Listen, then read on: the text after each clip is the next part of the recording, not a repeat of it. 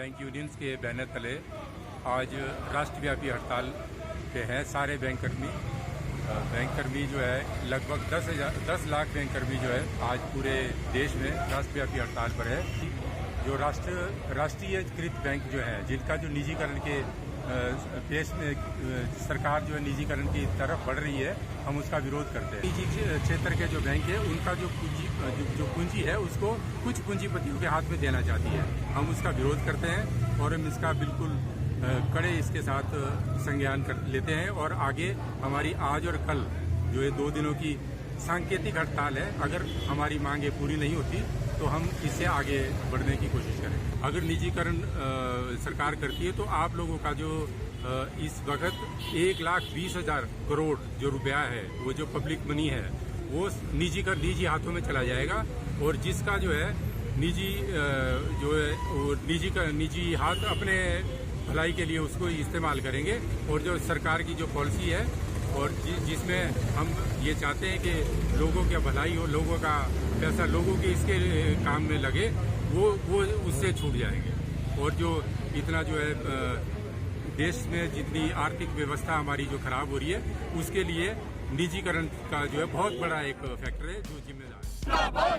Bank बचाओ देश बचाओ, बैंक बचाओ देश बचाओ, हक नहीं मजबूरी है, ये हड़ताल जरूरी है।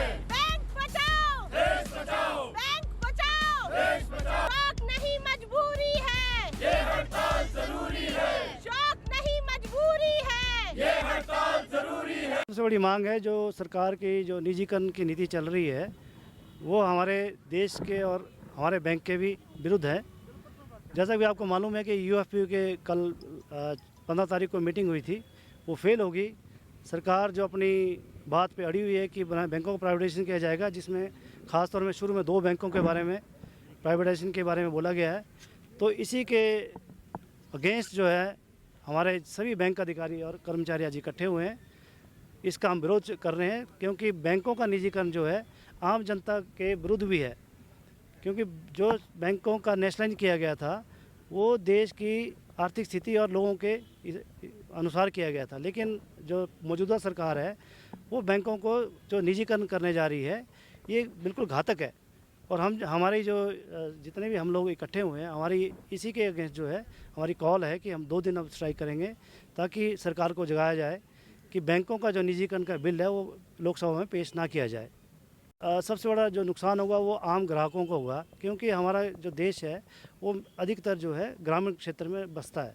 और एक आम आदमी के जो अकाउंट्स हैं, जितनी भी उनकी ऋण की ज़रूरतें हैं, वो हमारा राष्ट्रीयकृत बैंक ही पूरा कर रहे हैं।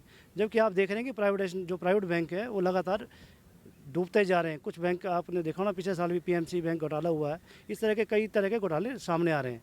जबकि जो राष्ट्रीयकृत बैंकों का जब सरकार के अंडर होता है तो उसमें बैंकों का लोगों का जो पैसा भी सेफ है। तो हम तो चाहेंगे कि भाई बैंकों का जो है राष्ट्रीयकरण ही रहे, निजीकरण जो है वो आम जनता के खिलाफ है।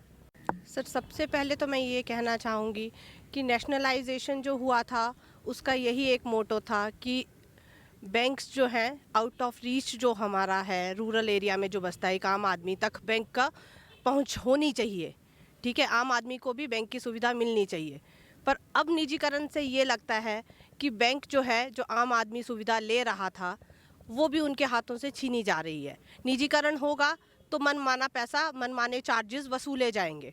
तो आम आदमी कहाँ जाके अपना 100 रुपये का, किसी की स्कूल की फ़ीस आ रही है, किसी का मनरेगा का पैसा आ रहा है, क्या प्राइवेट बैंक उसका वो मिनिमम बैलेंस चार्ज में ही काट लेगा? तो आम आदमी कहाँ जाएगा? कहाँ से उनको एमएसएमई की सुविधा मिलेगी? सरकारी जो भी योजनाएं होती थी, आम आदमी को लोन मिलते थे, बच्चों को पढ़ाने के लिए एजुकेशन लोन मिलते थे।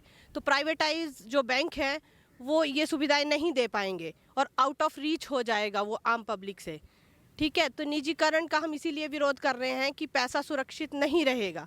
कल को प्राइवेट बैंक बोलेगा कि हम लोग दिवालिया हो गए, तो आम आदमी का पैसा कहाँ गया? तो इसलिए हम सरकार को जगाना चाहते हैं कि आप आम आदमी के साथ छेड़खानी ना करिए, उनकी भावनाओं के साथ ना खेलें, उनके पैसे के साथ ना खेलें। हमें नेशनलाइज्ड ही रखा जाए। बैंक्स को नेशनलाइज ही रखा जाए। हमसे जुड़े रहने के लिए हमारे YouTube चैनल को सब्सक्राइब करें और नई वीडियो की नोटिफिकेशन के लिए बेल आइकॉन को दबाएं। अगर आप ये वीडियो Facebook पर देख रहे हैं तो लाइक जरूर करें और ज्यादा से ज्यादा शेयर करें। इसी तरह के और भी अपडेट्स के लिए फॉलो करें हमारा Instagram पेज himachal.kesri।